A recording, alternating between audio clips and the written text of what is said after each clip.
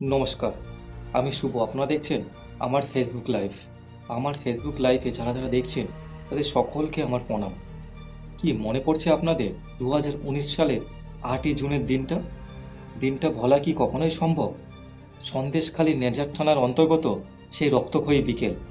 চোখের সামনে ভেসে ওঠে বিজেপি কর্মী সুকান্ত মণ্ডল আর প্রদীপ মণ্ডলের নিতর রক্তাক্ত দেহ। তাদের অপরাধ ছিল কি? তারা নিজেদের অধিকারের কথা বলেছিল, রাষ্ট্রবাদের কথা বলেছিল, তারা বিজেপির হয়ে প্রচার করেছিল, তারা বিজেপির সক্রিয় কর্মী ছিল এবং সক্রিয় নেতা ছিল। দেবদাস মণ্ডল, আজ দীর্ঘ 7 বছর কেটে গেল, সেই মানুষটা আজও নিখোঁজ। তার মা, তার স্ত্রী আজও দরজায় চেয়ে বসে থাকেন, আমার ছেলে ফিরবে কিংবা আমার স্বামী ফিরবে। আজ দীর্ঘ 7 বছর 2026-এর এই মে মাসে এসে সিবিআই যখন শেখ শাহজাহানের ডান হাত কাদের মোল্লাসহ 10 জন দুষ্কৃতীকে গ্রেপ্তার করলো, তখন তথাকথিত কিছু বুদ্ধিজীবী আর পাড়ার নেতারা বলছেন এ তো একটা পুরাতন খুনের মামলার অ্যারেস্ট, এতে এত শোরগোলের কি আছে? আমি বলবো, ভুল ভাবছেন আপনারা। চোখ কান খোলা রাখুন, ঠান্ডা মাথায় এর পিছনের লজিকটা বুঝুন। আজ আমরা কোনো সস্তা ডায়লগ দেব না, কোনো হাওয়াই ভাষা কথা বলবো না, একদম সলিড কাটাছেঁড়া রাজনৈতিক বিশ্লেষণ করব। কেন এই গ্রেপ্তারিটা এই মুহূর্তে পশ্চিমবঙ্গের রাজনীতির পুরো সমীকরণ উলটপালট করে দিচ্ছে? পুরো ভিডিওটা শেষ পর্যন্ত দেখুন, না দেখলে বাংলার আসল খেলাটা বুঝতে পারবেন না। প্রথমত, আমাদের বুঝতে হবে সন্দেশখালীর ভৌগোলিক আর রাজনৈতিক বাস্তবতা। শেখ শাহজাহান জেলে গেছে বেশ কয়েক বছর হলো, কিন্তু শাহজাহান জেলে যাওয়ার পরও সন্দেশখালী, হিঙ্গলগঞ্জ বা নেজাটের একটা বড় অংশ কিন্তু এখনও প্রচ্ছন্ন ভয়ের মধ্যে আছে। একটা থমথমে আতঙ্ক কাজ করছিল। সাধারণ মানুষ বুক ফুলিয়ে কথা বলতে পারছিল না। কেন? কেন জানেন? কারণ বাঘ খাঁচায় ঢুকলেও বাঘের তৈরি সেই জেহাদি আর তোষণকারী সিন্ডিকেট, তোলাবাজি দল আর আসল মাথাগুলো কিন্তু বাইরেই ঘুরে বেড়াচ্ছিল। এই কাদের মোল্লা সহ যে 10 জনকে আজ সিবিআই গ্রেপ্তার করেছে, এরা কারা?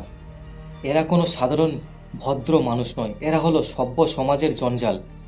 এরা হলো এক একটা দাগি সমাজ বিরোধী। সাধারণ মানুষ, বিশেষ করে ওখানকার আদিবাসী এবং প্রান্তিক হিন্দু সমাজ কিন্তু রাতে ঘুমাতে পারছিল না এই এদের ভয়ে। শাহজাহান বাহিনী আবার কবে নতুন রূপে ফিরে আসবে, আবার কবে জমি দখল করবে, কিংবা আবার তাদের ওপর আক্রমণ চালাবে? আজকে সিবিআই এই শেখ শাহজাহানের ডান হাত কাদের মোল্লাদের এক রাতে তুলে নিয়ে সন্দেশখালী সেই বাহুবলীর ইকোসিস্টেমের শেষ খুঁটিটাও মাটির তলা থেকে উপড়ে ফেলে দিল। আজকে আমার ফেসবুক লাইভে আমি স্পষ্ট দাবি করছি, এই সমাজ বিরোধীদের এমন কঠোর থেকে কঠোরতম শাস্তি দিতে হবে, ফাঁসি বা আমৃত্যু কারাদণ্ড দিতে হবে, যাতে আগামী দিনে কোনো অপরাধী এই বাংলায় দাঁড়িয়ে খুন, সন্ত্রাস বা ভয়ের পরিবেশ তৈরি করার সাহস না পায়। এদের শাস্তি দেখে যেন পরের প্রজন্মের অপরাধীদেরও বুক কেঁপে ওঠে। কাদের মোল্লাদের মাথার ওপর থেকে ছাতা সরে যাওয়ার পর থেকে আসল রাজনৈতিক সত্যটাই, যেটা অন্য কোনো মিডিয়া আপনাকে বলবে না। ঠান্ডা মাথায় ভাবুন, এই কাদের মোল্লারা দীর্ঘ 7 বছর ধরে বুক ফুলিয়ে সন্দেশখালীতে ঘুরে বেড়ালো কিভাবে? সুকান্ত মণ্ডল, প্রদীপ মণ্ডলদের খুন করার পরেও এদের গায়ে একটা আঁচড় পর্যন্ত লাগেনি। কারণ খুব পরিষ্কার, এতদিন রাজ্যে ক্ষমতায় ছিল টিএমসি সরকার, আর এই টিএমসি সরকারের আমলে এই কাদের মোল্লাদের মাথার ওপরে ছিল একটা মস্ত বড় রাজনৈতিক ছাতা। দলদাসের মতো কাজ করা পুলিশ আর নবান্নের অলিখিত নির্দেশই ছিল এই কাদের মোল্লাদের আসল বডিগার্ড। কিন্তু সময় বদলেছে, অহংকার ভেঙে চুরমার হয়েছে। বাংলায় মমতা ব্যানার্জির সরকার হেরে ভূত হয়েছে, তৃণমূল ক্ষমতা থেকে বিদায় নিয়েছে, আর এই রাজ্যে ভারতীয় জনতা পার্টির রাষ্ট্রবাদী সরকার ক্ষমতায় আসতেই, মুখ্যমন্ত্রী পদে শুভেন্দু অধিকারী বসতেই এই কাদের মোল্লা শাহজাহানদের মাথার ওপর থেকে সেই মমতাময়ী ছাতাটা এক ঝটকায় গায়েব হয়ে গিয়েছে। এতদিন যে নেত্রী বা যে দল এদেরকে ভোট ব্যাংকের স্বার্থে তোষণের রাজনীতি করার জন্য কলে বসিয়ে খাইয়েছিল, বাংলায় বিজেপি ক্ষমতায় আসতেই সেই রাজনৈতিক হাত এদের মাথার ওপর থেকে সরে গেছে। আজ এরা পুরোপুরি অনাথ হয়ে গিয়েছে। এতদিন ভাবতো আমাদের দিদি আছে, পার পেয়ে যাব সমস্ত রকম খুন, ধর্ষণ, সমস্ত রকম অপরাধ করার পরেও। আজ দিদিও নেই, আজ এদের বাঁচাবার মতো কোনো গড ফাদারও নবান্ন বসে নেই। ছাতা সরে যেতেই মাথার ওপর থেকে ইঁদুরের মতো গর্তে ঢুকে পড়ছে এরা। আর ঠিক এই কারণেই, অপরের ছাতাটা সরে যাওয়ার কারণেই খবরের কাগজের পাতায় আরেকটা মারাত্মক খবর অপরে উঠে আসছে। খবরটা হলো, রাজ্যে সরকার বদল হতেই অনুপ্রবেশকারীদের দেশে ফেরার হিড়িক। দুটো ঘটনাকে একসাথে জুড়ুন, তবেই আসল ছবিটা পরিষ্কার হবে। রাষ্ট্রবাদী সরকার বিজেপি আসার ঠিক 10 থেকে 12 দিন হয়েছে। 10 থেকে 12 দিনের মধ্যেই বর্ডার এলাকায় এই ট্রেনটা কেন তৈরি হলো? কেন হঠাৎ করে রাতের অন্ধকারে কাঁটাতার পেরিয়ে অপারে পালাবার ধুম পড়ল? কিংবা বর্ডারে শয়ে শয়ে বাংলাদেশি, হাজারে হাজারে বাংলাদেশি ভারত থেকে তাদের বাংলাদেশে ফিরে যাওয়ার জন্য ঢল নামলো? কারণ এতদিন যারা এই কাদের মোল্লা বা শাহজাহানদের মতো টিএমসি নেতাদের ছত্রছায়ায় বসে এই রাজ্যের ডেমোগ্রাফি বা জনবিন্যাস বদলাবার নোংরা খেলা খেলছিল, ওপার বাংলা বাংলাদেশ থেকে এপারে এসে ভুয়ো ভোটার কার্ড, আধার কার্ড, রেশন কার্ড বানিয়ে হিন্দুদের জমি ভেড়ি দখল করছিল, তারা দেখছে যে প্রোটেকশন দেওয়ার মালিকরাই আজ ক্ষমতায় বসে নেই। পুলিশ প্রশাসন এখন কোনো রাজনৈতিক দলদাসের মতো কাজ করছে না। প্রশাসন এখন তোষণমুক্ত হয়ে আইন মেনে কাজ করছে। যখনই এই অনুপ্রবেশকারীরা দেখছে পশ্চিমবঙ্গে অপরাধ করে পার পাওয়ার আর কোনো সেফ হেভেন বা নিরাপদ আশ্রয় নেই, তখনই তারা দেখছে কাঁটাতার পেরিয়ে ওপারে পালাতে শুরু করেছে।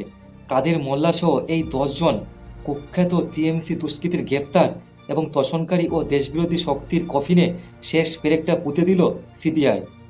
এই যে কাদের মোল্লা সহ টোটাল 10 জন দুষ্কৃতীকে গ্রেপ্তার করা হলো 3 জন বিজেপি কর্মীর খুনের অপরাধে।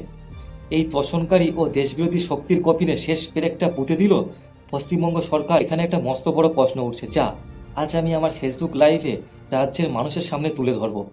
শুধু এই কাদের মোল্লা বা এই 10 জন চুনোপুটিকে ধরলেই কি পাপের ন্যায় বিচার হবে? না, সেটা কখনোই হবে না। ঠান্ডা মাথায় ভাবুন, ঠান্ডা মাথায় একবার ভাবুন।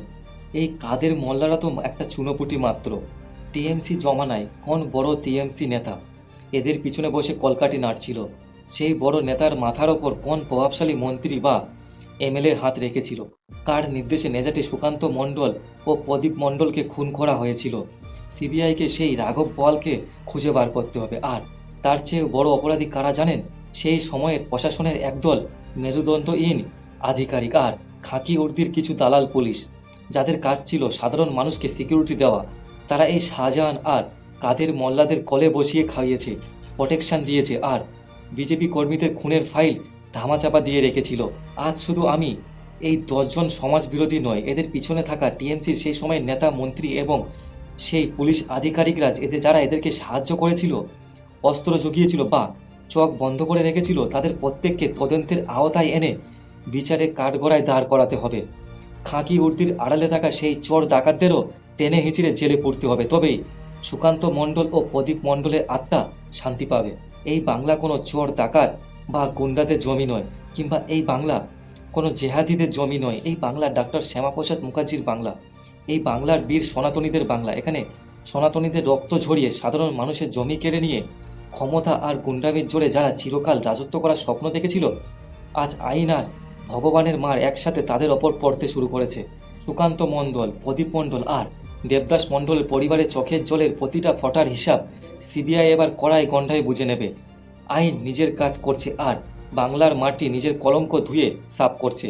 আপনাদের কি মনে হয়, টিএমসি সরকার চলে যাওয়ার পর এবং এই সমাজ বিরোধীদের মাথার ওপর থেকে ছাতা সরে যাওয়ার পর এদের পিছনে থাকা সেই সময়কার বড় বড় নেতা আর পুলিশ অফিসারদের কি সিবিআই এবার কড়া ভাষায় জবাব দেবে?